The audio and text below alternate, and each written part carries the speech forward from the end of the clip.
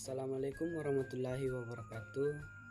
Perkenalkan, saya Ismail dari kelas Manajemen 19I Universitas Muhammadiyah Makassar, Fakultas Ekonomi dan Bisnis, Program Studi Manajemen. Pada kesempatan kali ini saya akan menjelaskan materi mengenai obligasi. Tujuan penjelasan materi ini tak lain dan tak bukan merupakan penunaian tugas dari Bapak Astrijaya SEMM selaku dosen kami di mata kuliah Manajemen Keuangan 2. Langsung saja kita masuk ke materinya, yaitu bond atau obligasi. Selanjutnya, pengertian obligasi. Obligasi adalah selembar kertas-kertas yang menyatakan bahwa pemilik kertas tersebut memberikan pinjaman kepada perusahaan yang menerbitkan surat obligasi.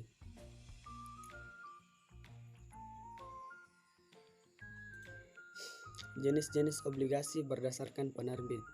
Yang pertama itu obligasi pemerintah, yang kedua obligasi perusahaan, yang ketiga obligasi Pemda, dan yang keempat obligasi luar negeri.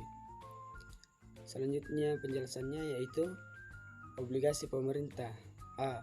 Diterbitkan oleh pemerintah pusat, bisa diterbitkan oleh Departemen Keuangan atau Bank Indonesia. B. Memiliki risiko kegagalan. C. Harga obligasi akan menurun jika suku bunga naik.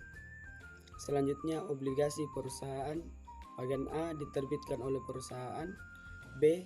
Memiliki risiko kegagalan jika penerbit obligasi memiliki masalah. C. Memiliki risiko kegagalan berbeda-beda pada perusahaan yang berbeda, tergantung dari karakteristik penerbit dan jangka waktunya. D. Semakin tinggi tingkat risiko kegagalan, semakin tinggi tingkat suku bunga yang harus dibayar oleh penerbit. Selanjutnya, obligasi pemerintah daerah. A. Diterbitkan oleh pemerintah negara bagian dan lokal. B. Memiliki risiko kegagalan jika pemegangnya adalah penduduk setempat, dibebaskan dari pajak atau pusat dan daerah. C. Memiliki suku bunga yang lebih rendah dari obligasi perusahaan dengan risiko yang sama. Selanjutnya, obligasi luar negeri. A. Diterbitkan oleh pemerintah asing atau perusahaan asing. B. Dihadapkan pada risiko kegagalan. C. Ada tambahan risiko jika diterbitkan dalam mata uang asing. Selanjutnya, jenis-jenis obligasi yang ada di pasar modal. Pertama, obligasi terdaftar dan obligasi atas unjuk. Kedua, obligasi berjangka, obligasi serial, dan obligasi dapat ditebus. Yang ketiga, obligasi dijamin dan obligasi tidak dijamin. Yang keempat, obligasi convertible. Selanjutnya, obligasi berdasarkan tingkat bunga. Yang pertama, obligasi bunga tetap.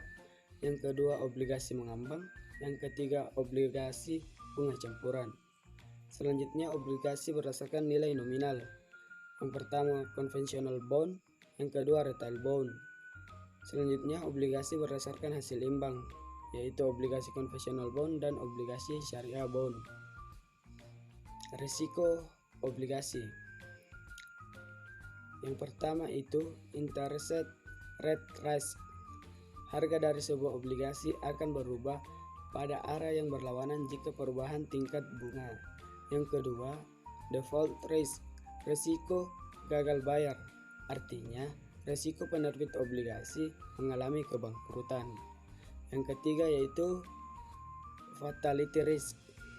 Harga suatu jenis obligasi tertentu bergantung pada tingkat suku bunga dan faktor-faktor lainnya yang mempengaruhi nilai obligasi tersebut.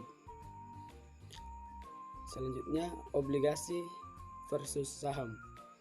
Pemegang saham. Pemegang saham berargumen bahwa mereka adalah pemilik perusahaan sehingga manajer seharusnya memberikan keuntungan dan kesejahteraan yang setinggi-tingginya kepada mereka dengan membayarkan dividen yang tinggi. Sedangkan pemegang obligasi cenderung melarang manajemen untuk membayarkan dividen yang tinggi kepada pemegang saham. Hal ini dilakukan oleh pemegang obligasi karena jika manajer membayar dividen yang tinggi kepada pemegang saham, maka aset atau kekayaan perusahaan yang digunakan sebagai jaminan obligasi akan berkurang. Sehingga jika di masa depan perusahaan tidak dapat melunasi hutang, bangkrut, atau dilikuidasi, nilai jaminan yang diberikan kepada pemegang obligasi akan kecil.